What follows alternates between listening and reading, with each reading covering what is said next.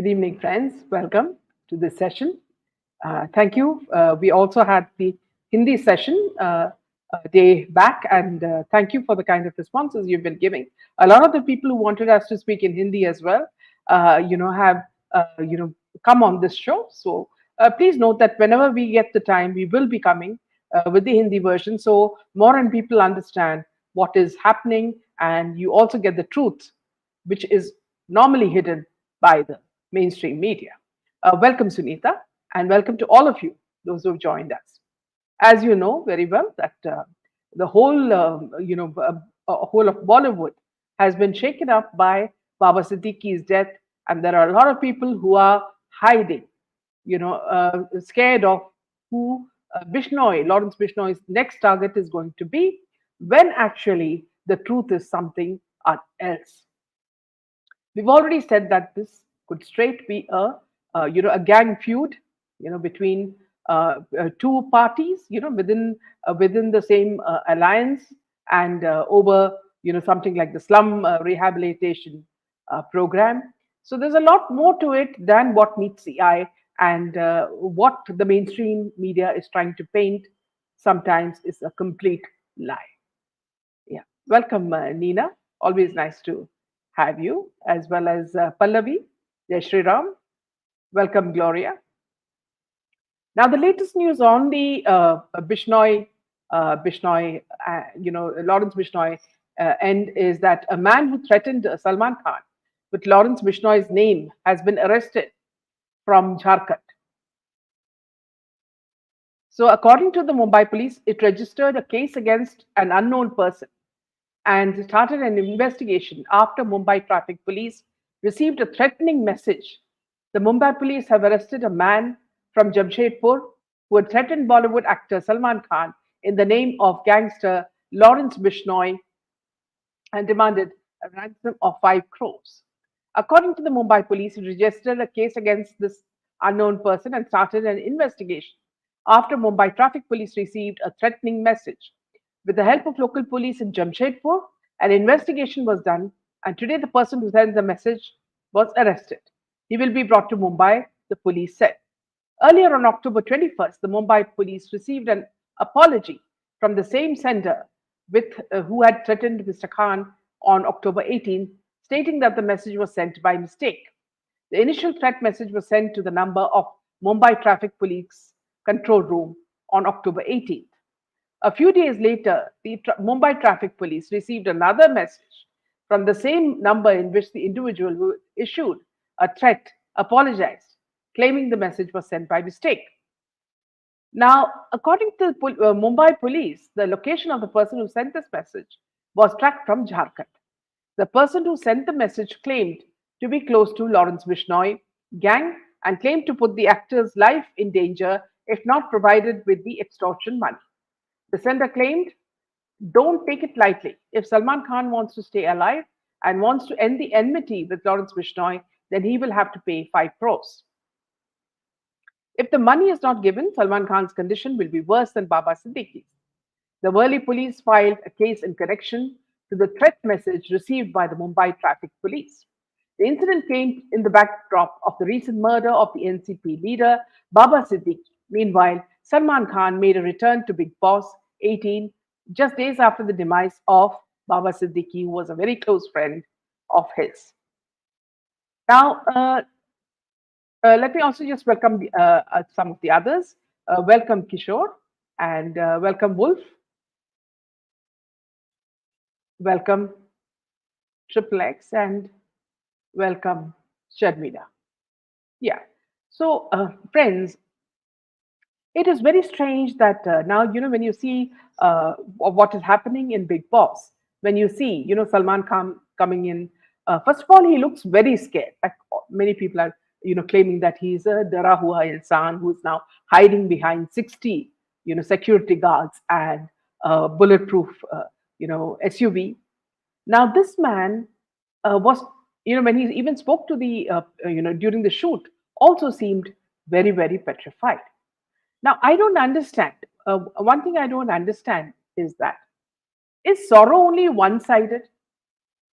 Well, it looks like people like Salman Khan and the Bollywood brigade think this way? When innocent people like Sushant Singh Rajput, Disha Salian, Jia Khan, Janvi Kukreja, so many others died, what happened to their loved ones? Even today, Jia Khan's mother, Janvi Kukreja's mother are still fighting and going to courts almost on a daily basis. Who did injustice to them? So when Salman Khan cries like this in front of people, he puts a very sad face. I mean, did he think about all the people who are crying? Those whose relatives or their close ones were killed, and who was it who killed them? Does he reflect on that? Now, as we all know, Salman Khan has around 60 security guards, white security, a bulletproof car, and he returned to Big Boss to show Big Boss show after the death of Baba Siddique. He said only because of his work he had to come. Otherwise, he wouldn't have come. He said, and I'll just quote him, and he spoke in Hindi, but I'll translate it into English. He said, "Today I feel I shouldn't have come here. I didn't want to come, but this is a commitment, so I'm here. I didn't want to meet anyone, not even you guys." So he's addressing the people in Big Boss. And he added, "Yaar kasam khuda, what all I'm going through in my life, and I have to come and handle this." Now, my question to him is, what happened to the pavement dwellers in the accident that he caused? What about the policeman who exposed him? He died a very cruel death. What about Jia Khan and SSR, Sushant Singh Rajput? How much did they have to handle before they died? Did they also cry in the same way that you are crying now? Did they also look scared just before they died? Did they not have a right to live? Who took their lives? The people who are saying this, and saying that they are roaring like, lions. Now, recently, we also got, tweet from Zishan Siddique. Now, he says that, he is going to roar just like his father. But, what I see in them is this: these people are all like hyenas, hiding in their caves, in multi-storied buildings covered, heavily covered by bodyguards. Now, Zishan Siddique's picture was found on the shooter's phone. And, they said that he was going to be the next target. This picture was shared with the accused by the handler through Snapchat, an app the shooters and conspirators used to share information. Now, the Mumbai crime branch arrested 5 suspected members of the Bishnoi gang from Maharashtra, allegedly involved in killing the NCP leader Baba Siddique. Now, which takes the total arrests to 9 people. Now, the defense lawyer of the accused claims they are all innocent labor class people, not connected with the crime. So, which also seems rather amazing. I mean, why are they catching all these people, and who are these people? So it's very surprising that all the everybody standing for these people. You're talking about Siddique, Baba Siddique, and his son, and Salman Khan. What happened to all these voices when the others were killed? 4.5 years now, and still Sushant Singh Rajput, Disha Salian, and the others have not got justice. And these people want Z security, they want Y security, they want 101 guards, or guards, all at the expense of the tax people. You see, so the way they are manipulating, the government, and why is the government doing it is the question. So it's rather sad. Such is the state of Bollywood badshahs and bhaijans today. They are hiding and looking scared. And even when they go to the airport, they are looking all around, thinking that, see, who's going to attack them next. Now, during the Big Boss shoot, Salman reportedly stayed in his chalet on the premises before, going for the, attending the shoot at the scheduled call time. Now, over 60 security personnel have been deployed to ensure his safety, and access to the venue has been restricted, with guards checking Aadhaar cards before allowing them any entry. So, in a nutshell, if you were to look at why he was mourning for Baba Siddique, a man, now here let me tell you, see what the mainstream media has been doing is almost been weaving poetry, and lyrics over this man. But allegedly, people like extra officers and many others in social media are saying, who is he? Allegedly, he was very, very closely involved with the Dawood gang. And he was the one using Salman Khan's money to make investments in, properties.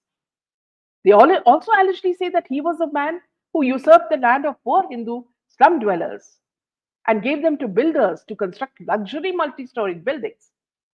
He was a person, they say, who rehabilitated illegal Bangladeshis who were their Congress vote banks. And he was a man at whose iftar parties Hindu actresses were displayed, like Amira Bazaar in Mughal times. What were these women doing at his party? Iftar is a religious party. And what were these women doing then? So that's also another question. Now, there has been infighting within the Mahavikas Agadi with regards to the slum rehabilitation center. So now to camouflage that, have they used Bishnoi as a name, to camouflage the whole incident? Has there been a gang rivalry within their party? And on top of all that, people are asking, how did they give this man a state funeral? So these are all the questions that are coming to mind. So let me just take a few, comments. Sharmila says Salman Khan and other people are responsible, or they know exactly what happened with SSR and Disha.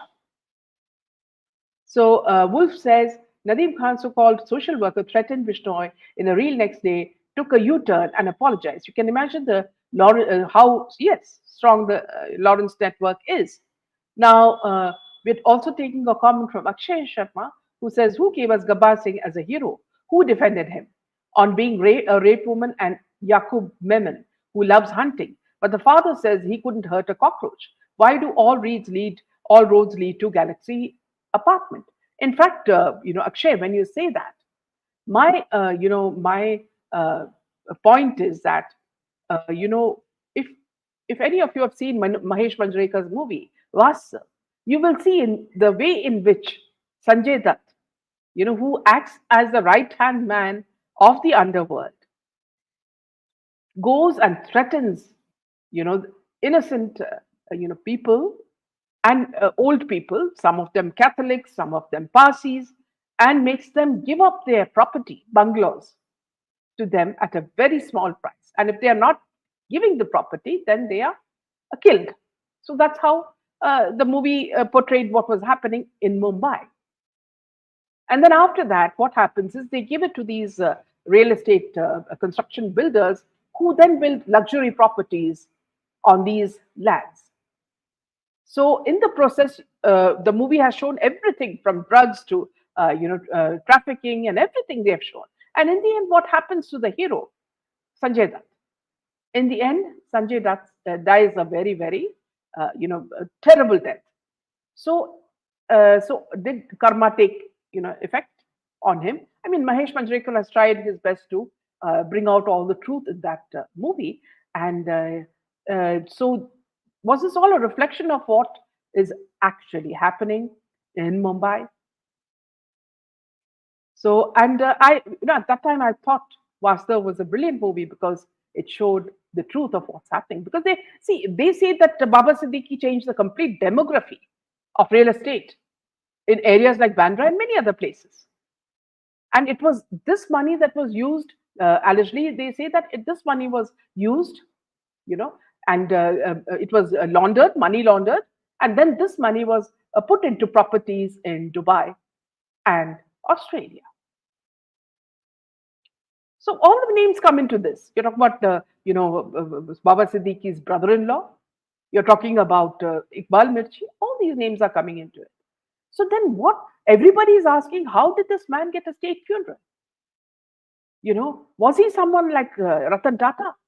When Ratan Tata died, everybody cried. When Baba Siddique died, it was mainly the Bollywood people and some of the politicians who cried. So can these two be compared is the question. So yes, Wolf, we're talking about Vasta, the movie, yes.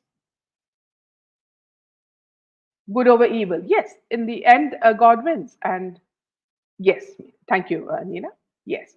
So, so when you come to this, meanwhile, the latest news, about Bishnoi. So let's go to his picture. And meanwhile, the latest news regarding Bishnoi is that the Home Ministry order blocks custody transfer of Lawrence Bishnoi from Gujarat police to Mumbai police. Lawrence Bishnoi is currently imprisoned in Gujarat Sabarmati jail. Mumbai police has submitted multiple requests for Bishnoi's custody from Sabarmati jail.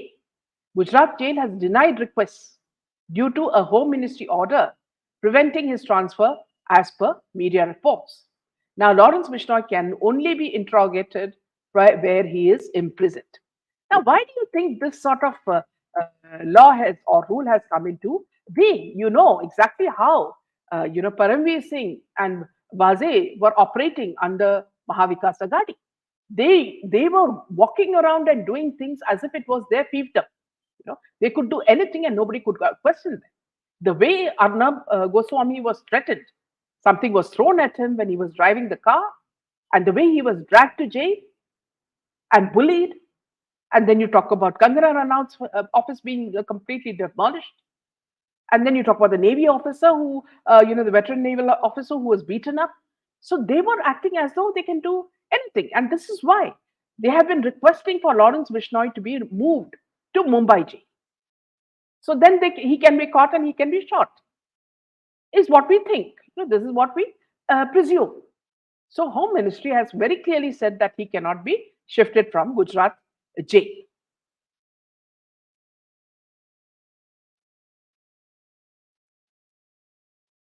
Thank you, Agnostic. Very kind of you. Kindly invite ex-Muslim Sahil on your show. Yes, we'll try to uh, get in touch with him.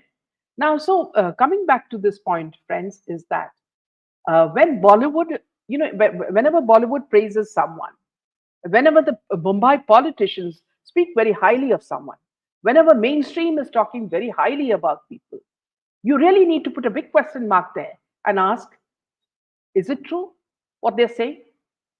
Is there something more to it? It's just like, Riya Chakravarti being whitewashed by India Today television studios, or people like, Riya Chakravarti being whitewashed. There are so many people who were whitewashed by them.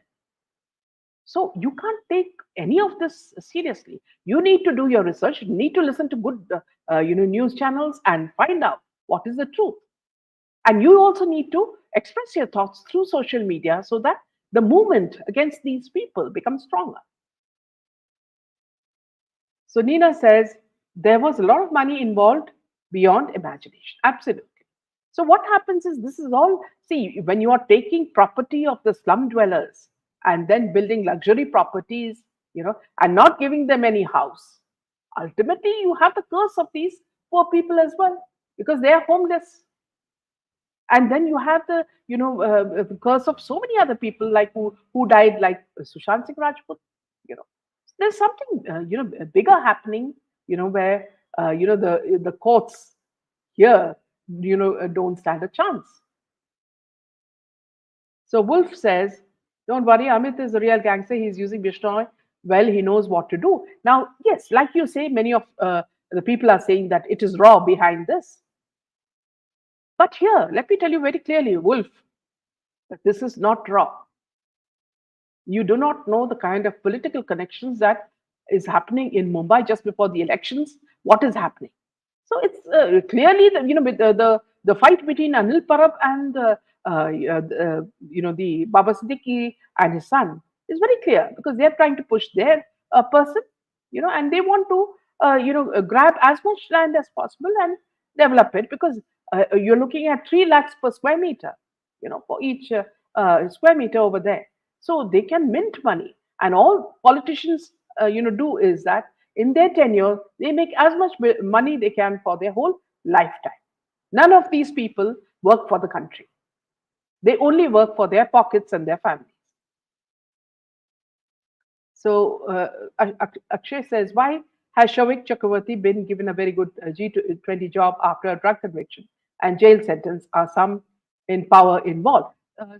Akshay, if you were to ask questions like this, there are many questions. There are some ministers who have been working in their favor as well.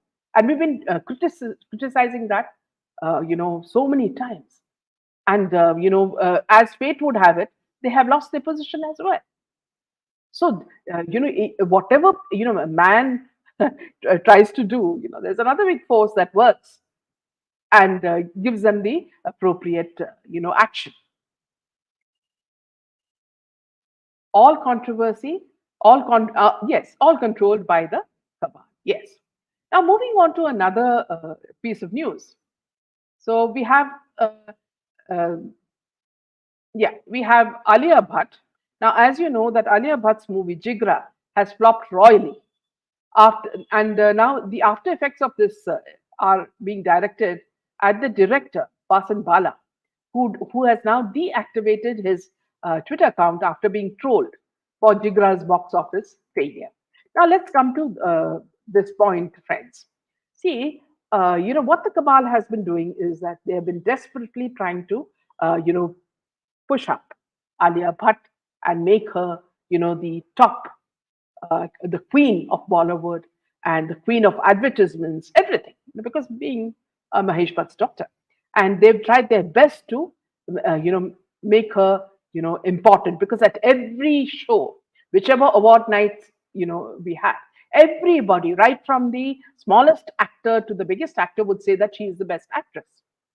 Whereas you and I know that she cannot act for nuts. She's just like a person with no expressions. And this is the same with Ananya Pandey and with all these Nepo kids. They can't act for nuts. And that is why their movies flop one after the other. And then, of course, just like, the lady who recently, T series, the man's wife, a small actress, she said that the figures in the, in the theaters are being, shown, they are all fake, and she blamed Alia for this. Now, see, everybody knows that Alia's movie is a huge flop, and that yet they say it earned an estimated 23.6 crores in 8 days. Now, the director, Vasan Bala, has deleted his Twitter account days after he received hatred for defending the film, though it failed to rake money at the box office. Now, Vasan Bala, who was actively replying to posts and comments on X a day ago, seemed to have deleted his account, which has the account doesn't exist message on it. During the latest interview with media, Vasan Bala said he doesn't consider box office numbers as the parameter of success. His comments didn't sit well with a section of the internet who called him arrogant for not accepting the audience's verdict.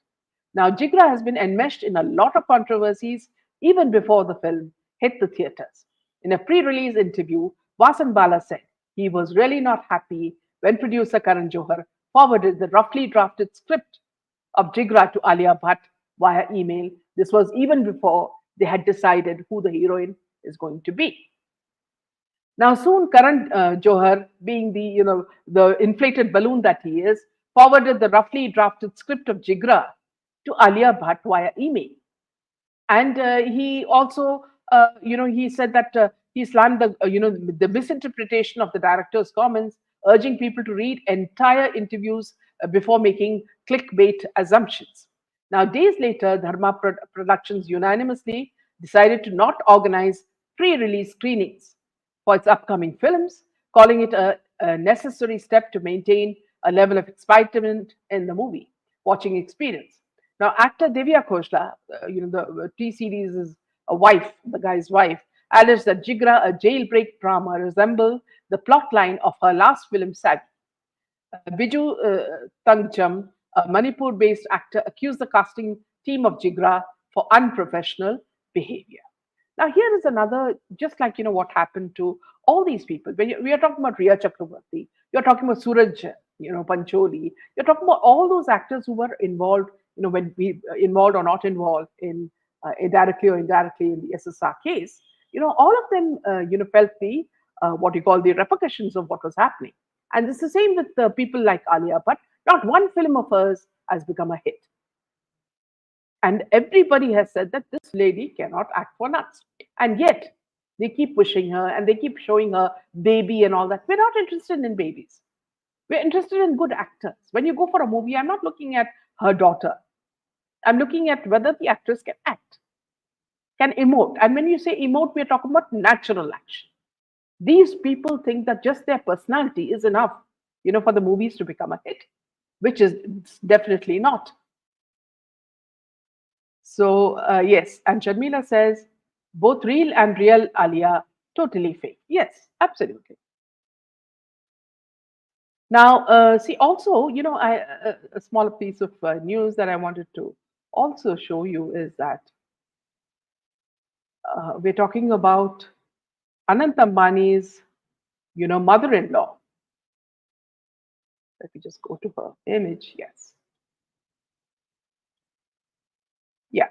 Now, see, as you know, we've been discussing this in the last few sessions. We've been discussing why, properties have become such a big thing. People are investing in properties left and right.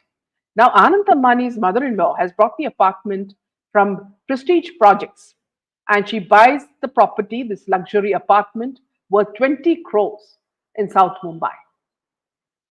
The apartment is spread across an area of 2,482 square feet and comes along with an 83 square feet balcony, according to documents. The transaction for the apartment was registered on October 14. It comes with a four-car parking space, stamp duty of 1.3 crores, and registration charges at 30,000 uh, were paid for the apartment according to the documents. The apartment was sold by the Prestige Projects Private Limited, part of the Bangalore-based Prestige Group. A query sent to Prestige Group and Shaila Merchant did not get any response. The copy will be updated once the response is received. Now, friends, what we find is that the rich are getting richer, and places, very prime areas in Mumbai are all being, literally hijacked by these people, whether it's the Ambanis or the Bollywood people or people, like you're talking about the politicians. So where do all the normal people go? Is my question. I mean, are they even able to live in such an expensive city?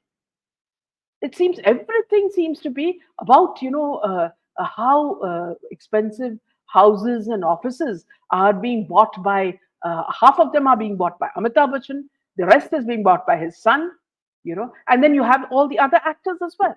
Like yesterday we were talking about Baba Siddiqui's apartments. A lot of them were bought by Arjun Kapoor, Malaika Arora. So everything is being bought by these people. Then what is left in Mumbai is the question. Now, moving on to the next piece of news, we're talking about Priyanka Chopra.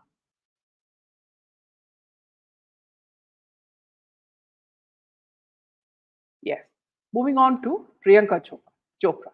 Now, ever since Karan Johar and Gauri Khan literally showed Priyanka Chopra the door, and she ran to Hollywood for some relief, she has been caught comparing Bollywood and Hollywood in many interviews. And they were saying that it was a alleged affair with Shah Rukh Khan that made her exit so quick. But somewhere, you also notice that Priyanka Chopra can't cut her roots entirely. So every time she returns to dance at the Ambani weddings, of course, which is a long drawn process because each wedding has about five functions. Now here she carries her husband, young husband as well, who seems half her age, and Nick Jonas seems so disoriented every time he's in India. Now, there was a time when Priyanka Chopra almost confirmed her relationship, with Shah Rukh Khan, as she graced the show of a program called Dirty Laundry, and she brought the actor's Shah Rukh Khan's jacket as her most treasured possession. When the host asked Priyanka about the leather jacket, she shared that it belonged to her ex-boyfriend, adding that it was her airport jacket. So here you see the same jacket. After which Shah Rukh Khan once addressed the much talked about rumors of his link up with Priyanka Chopra. The actor said that it was disturbing for him to see the lady who had worked with him being questioned and disrespected over some unverified rumors. So half the time, that Bollywood is that they're feeding you lies. They're not even able to face the truth. So they wear 100 masks, and you know exactly Shah Rukh Khan's nature. And you also know Priyanka Chopra's nature. So we all know what to believe and what not to believe. Now, it was in April 2012 when rumors of Priyanka's affair with Shah Rukh Khan were circulating that, Karan Johar, being Shah Rukh Khan's wife's best friend, he decided that he's going to push Priyanka out of the scene. Now, taking Gauri Khan's side, uh, Karan Johar retorted on social networking site where he wrote, using their hired PR machine and hiding behind so-called friends to get news into tabloids is nothing but spineless and lame, is what he said. He added that some people need to wake up and smell the coffee, get a reality check before it's too late, grow up and don't mess with goodness. However, with time, things cooled off, and Karan Johar played the mature card and sorted things out. Now, after Priyanka Chopra broke her silence on leaving India to work in the US, on a recent podcast, which is called the Armchair Expert podcast, she said, I was being pushed into a corner in the industry. I'd asked people not trusting me. I had beef with the people. I'm not good at playing that game. So I kind of was tired of the politics and I said I needed a break. Now, in another interview with Forbes, in a recent interview with Forbes, Priyanka shed light on the key differences between Bollywood and Hollywood film industries, offering a candid comparison of their working styles. So she said that the main difference between the two is that Hollywood has so much paperwork. There's so much paperwork. 100 emails will come to you before the next day, and timings are very specific. Your call time can be 7:32 p.m. or a.m. It depends on what time you wrap the night before. There is no room to play unless you're working with a filmmaker who does that. But within production, it's really tight and organized. In comparison, Chopra described Bollywood as more flexible and creative in its approach. We in Bollywood have a lot more jugaad. We get stuff done and we are romantic about it. Like, arey ho jayega, kar lenge. Yani, it'll happen, we'll make it work. It's a very different way of working, but that's also true to the countries in themselves. Now, despite the differences, she acknowledged that filmmaking worldwide is fundamentally similar. I think our creativity can be super organic sometimes, and we're like, let's change this. So that's the big difference that I've seen. Otherwise, I think filmmaking around the world speaks the same language. You have the script, you have ADs, you have producers. It's just the cultural differences. Now, amid a fresh brew of controversy involving Priyanka Chopra and politics in Bollywood, a clip of the global icon reacting to her reported feud with Karan Johar has gone viral. Now, Kangana Ranaut recently alleged that Karan Johar banned Priyanka from Bollywood because of her friendship with Shah Rukh Khan. Now, Kangana's statement came after Priyanka revealed in a podcast that she decided to take a break from Bollywood after she was pushed into a corner in the Hindi film industry.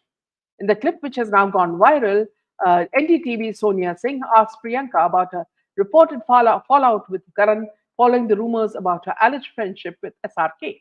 Now, the actress says, I'm somebody who's very loyal and I have few friends. I keep them close. Didn't have any friends when I came into the industry. I wasn't a part of any camp and just did the work that came my way. For me, having self respect is the most important. Today, I can walk into my room with my head held out high because I believe in what I do, in my truth. If you have the courage to do that, if you have the courage of conviction, no one can bring you down, is what she said. Now, here you will see that Karan Johar has not only destroyed, apparently her life, but he's also destroyed many people's lives.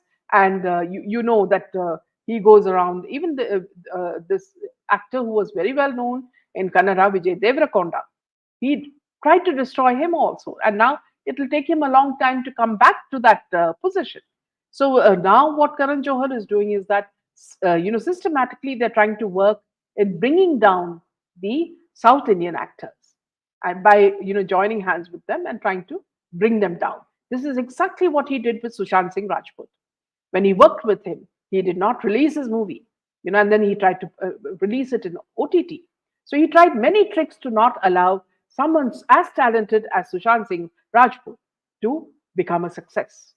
So a very cunning man, a very sly man who works, and now you see that he's almost in penury. He doesn't have money. People like Punawala are trying to invest into his company. So this man doesn't have money. He doesn't. All he's done is he's taken this, Ozempic drug that he's lost so much weight, and he doesn't even have the courage to say that he's taken that. So it's all this comes out from the mouths of the Bollywood blah blah wives. So this is also happening with Karan Johar. And moving on to another piece of news is that going to Ekta Kapoor and Shobha Kapoor. So as you know, they are back in the news, and the way, the kind of movies that they've been making, the series that they've been making on Alt Balaji, and now they have been accused of showing a minor in a very bad sort of depiction, depiction. And now look at the way this girl, she washes off. I wouldn't say girl now; she is an old woman. Now the way she washes her hands of all this. Now Ekta Kapoor and her mother Shobha Kapoor have broken silence over the case registered against them under the POCSO Act for Alt Balaji showing Gandhi Bhatt. Now, their Instagram handle shared a statement clarifying that Shobha and Ekta are not involved in the day to day operations of the company.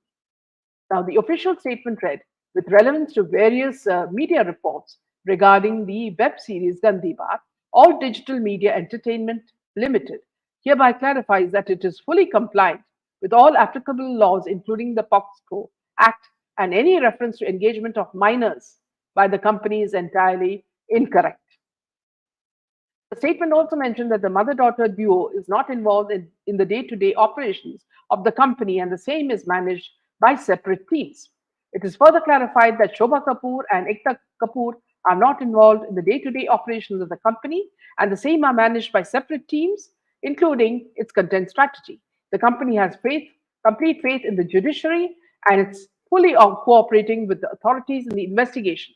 Since the matter is sub judice, the company refrains from commenting in detail, is what the statement said. Now, friends, when they speak like this, you must understand one thing. You can directly link to the fact. You remember when Raj Kundra was caught in the soft porn series that he was making, and he was caught for that, and he was even jailed for that. At that time, what did Shilpa Shetty say? These are all just like the stories of Bollywood. It's the same. Even the dialogues are the same. So Shilpa Shetty said, "I have no connection with this. I don't even know what my husband is doing in the next room." Right?